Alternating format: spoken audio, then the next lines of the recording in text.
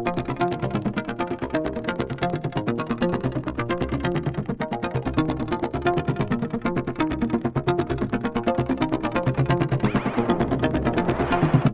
everyone and welcome back to the channel. If you haven't been here before, my name is Rita. And so I was not going to do a reaction to this video because if you know me, if you watch any of my videos, then you know that my thoughts on social justice matters, okay? The whole movement, my thoughts on that is it is a just merely one apparatus that is being used, or one apparatus that is used as used for globalists, for the furthering of globalists to up in Western society, to overthrow Western societies as we know it, so they can institute a new a new society, which is inevitably going to be a one world government. That is my view on social justice. Anything, the whole movement. It's just one arm of the World Economic Forum, the globalist movement to eradicate borders, to, you know, the whole spiel. So that's kind of my view on it, my very base, that's like my basic view on this, and why I was hesitant about doing a reaction video to this, because I think that this is just a symptom, one of the many symptoms or evidences of a larger picture.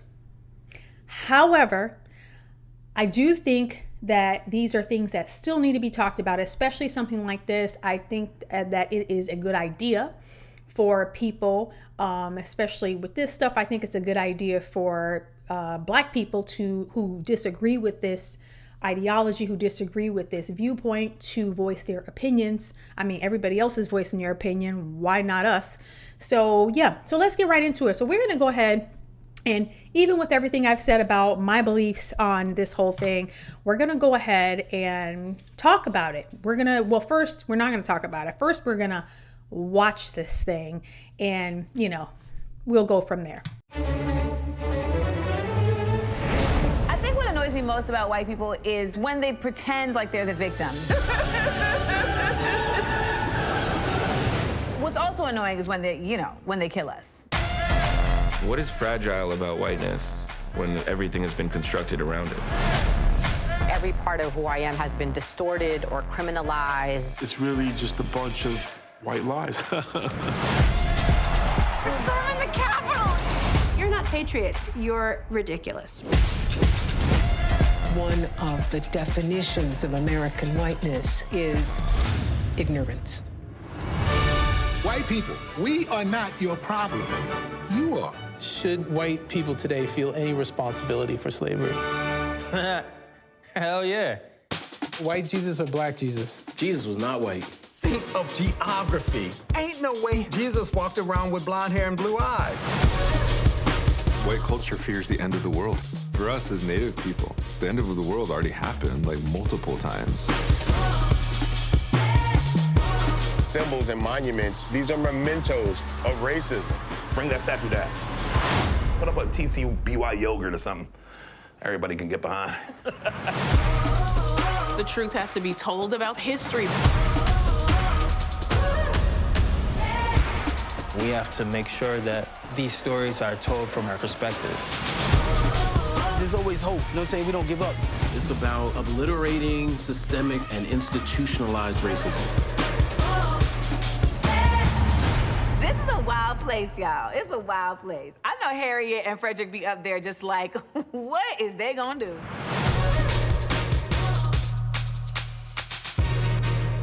So, for those of you who had not seen that before, there you have it. I have graced you with that. You're welcome. So, let's talk about a few things. Number one, looks like we have another banger from a race hustling New Yorker. So the guy who, the producer of this, his name is Sasha Jenkins. Now, Sasha Jenkins is from New York. He is, I think, more well known in the hip hop community. He has been doing this whole racial thing for quite some time. He even, I think he started or wrote an article in a magazine. So he has been doing this whole race thing, seeing everything through the lens of race for a long time. So this is not a new area for him. Now, the one thing that I find extraordinarily interesting about about the social justice movement, about this kind of stuff, right? This whole Black Power thing. You see people have their fists raised in the video, and which is really a communist fist, But anyway, so I think it's interesting that I find it fascinating. I won't say fascinating, maybe that's the wrong word, but I think it's interesting that a lot of times, now some of you may or may not have recognized this, but oftentimes these people who are toting this Black Power stuff tend to look very much like Amanda Seales. And even the director, they tend to be these ambiguously Black people, right? They tend to look like this, and they tend to be really hardcore about it. It's almost like even growing up, or even in college, I went to school with people who are now very successful, by the way, at this point in their life are complete and utter Black Power, social justice. And you kind of look at these people and you think to yourself, it's okay. You want to just pat them on the back and say, it's okay. I know. Yes, I know you're Black. I know, like the Colin Kaepernick, you just want to give him a little hug and say, I know. Yes, you're Black. I know we all know you're Black. Don't worry about it. It's okay. It's okay. Because it's like they're having some kind of identity crisis. That they have to be so hardcore about this stuff, like they got to prove their Blackness or something like that. It's just something that I've seen, something that is very peculiar to me. It could have something to do with, maybe the fact a lot of times in schools, depending on the school you go to, depending on where you live, if you are lighter or darker, you get picked on for being lighter or darker. If you're somewhere in the middle, then kids don't bother you as much, but kids are mean. It's pretty much just, kids pick on or talk about things that are different. So if you're really fair skinned or really dark skinned, you typically get picked on where I'm from. Or talked about, maybe not picked on to the degree of bullying, but people make fun or whatever, call you white or call you African if you're really dark, or call you white if you're really light. That's just a thing. And I tend to believe a lot of these people have some pent up, angst or insecurity about not being Black enough. That's all I'm gonna say about that. I went down a little bit of a rabbit hole, but just something I've observed with all these people who, this go back to Africa, Marcus Garvey stuff. Anyway, so about January 6th and the significance of January 6th being a part of this, and how it's been, of course, just over and over again, seared into our minds, right? That this was the worst thing ever that happened. So I listened to this guy, James Lindsay. He has a website and a YouTube channel called New Discourses, and he talks all about the woke stuff, right? And critical theory. And he has, if you haven't heard of him, or if you haven't checked it out, I highly recommend you do. I'll put his links to his stuff in below in the description below. But he had this one podcast. He has a podcast too. And he has this podcast where he says every day is January 6th. Every day is going to be January 6th. And he got this from a New York Times article that was published before January 6th that basically said every day is going to be January 6th now. And it's kind of this idea of the way James Lindsay talks about it is this idea of having this event that you can kind of repeat over and over and talk about and make it such a significant thing that you're a significant event by dissenters, by the enemies that you can kind of hoist up and before everybody to to show everybody these are bad people, this is a bad thing. So he talked a little bit about Herbert Marcuse, who was a Marxist philosopher in the 60s. And one of the things he wrote was this: liberating tolerance then would mean intolerance against movements from the right and toleration of movements from the left. As to the scope of this tolerance and intolerance, it would extend to the stage of action as well as of discussion and propaganda, of deed as well as of word. So basically he's saying propaganda, everything is okay, like all bets are off. So you tolerate the left and all of the propaganda and everything else, the violence that we saw in the BLM and the Antifa riots. So you tolerate that, but you don't tolerate anything from the right, because everything that the right represents to the left, according to this man, is established, things that are traditional and established as legitimate. So what they want, what the goal from this Marxist man is to delegitimize the established ideology. And the established ideology in the West is it's Western culture, right? It's Christian values. It's those. Well, the goal is to tear those things down and to replace it with something else, kind of like what I said from the very start. So when you think about the January 6th thing, that's what this is about. This is about, we are showing that we are not going to tolerate dissenters. The goal of these people who create documentaries like this and who bang the social justice drum, the goal, whether they know it or not, they are part of a bigger scheme to upend Western society. They know that they're part of a scheme to upend Western society, but they don't know to what ends. They don't know that at the end of it all, when they finally help usher in a one world government and a one world currency and all this stuff, what they don't know is that they're going to be in the breadline like everybody else. This is the thing that they don't realize.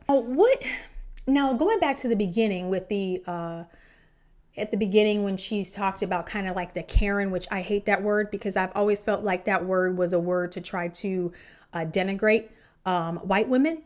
And yeah, even though they call, sometimes you hear every now and then you call somebody will call a black woman Karen, but it's rare. It's usually a white woman. And I feel like it's used to try to, like I said, denigrate white women.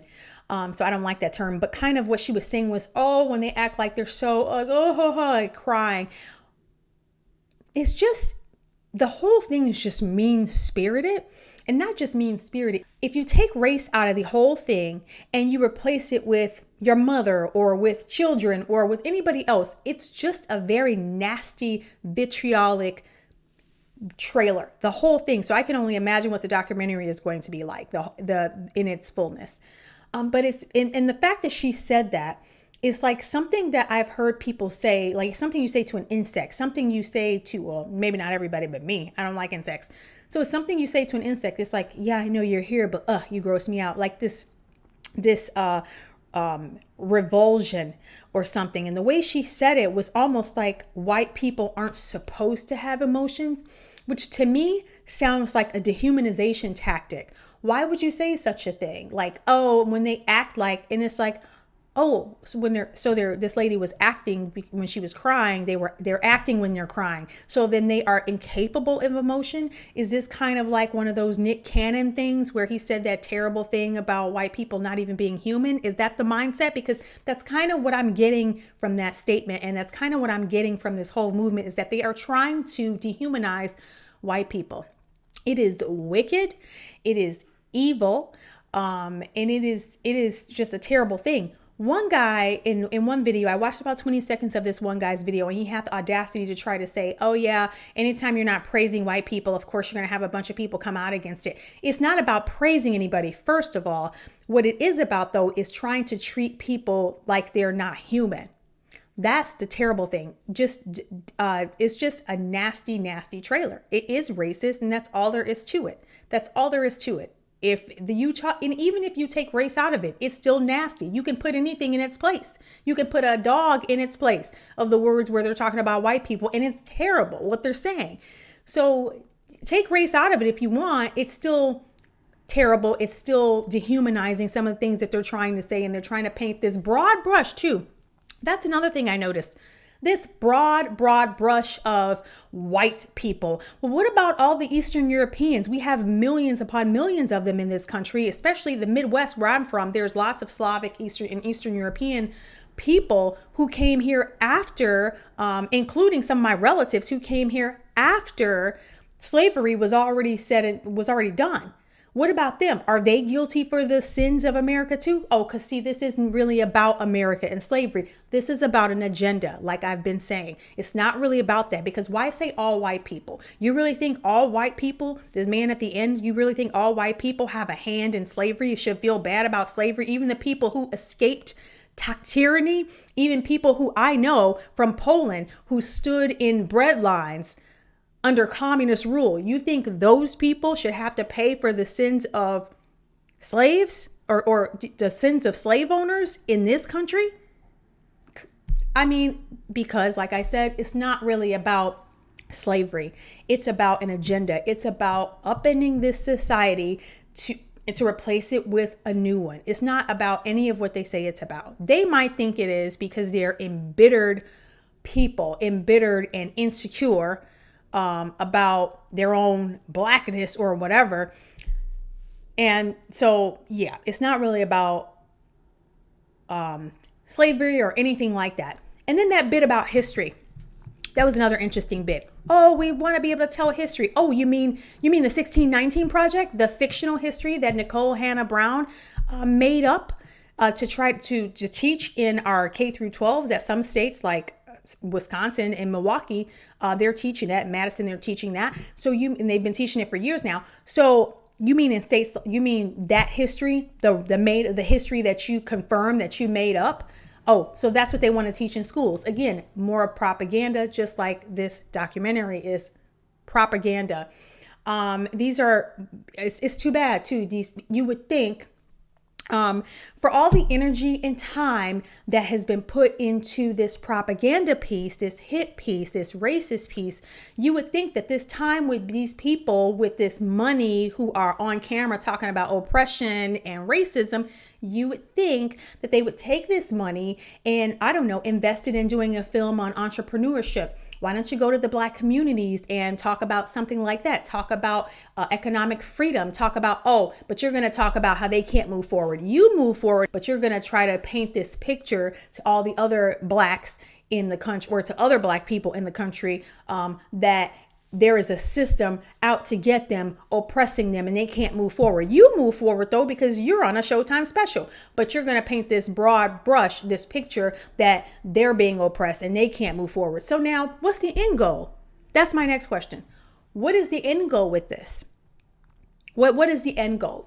Is the end goal to, I don't know, elicit more white guilt? Maybe that's one of the end goals. Elicit, just on the surface end goal. I don't mean the end goal, but like what I've talked about. But on the surface end goal, is it to elicit more white guilt from poor, unassuming white people who don't know Black people, who've never talked to, like, lived in and around Black people, who really don't know like real conversations that real Black people have? They only see the Hollywood version. So is it to elicit more guilt from them?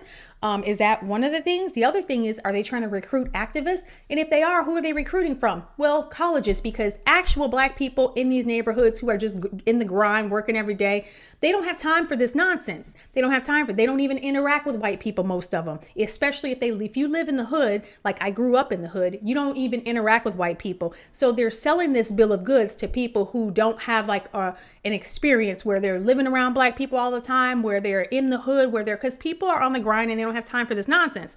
So they're selling this to activist university students, privileged people. That's who they're selling this to. Privileged people who don't have time to see all the shenanigans that they're trying to pull here.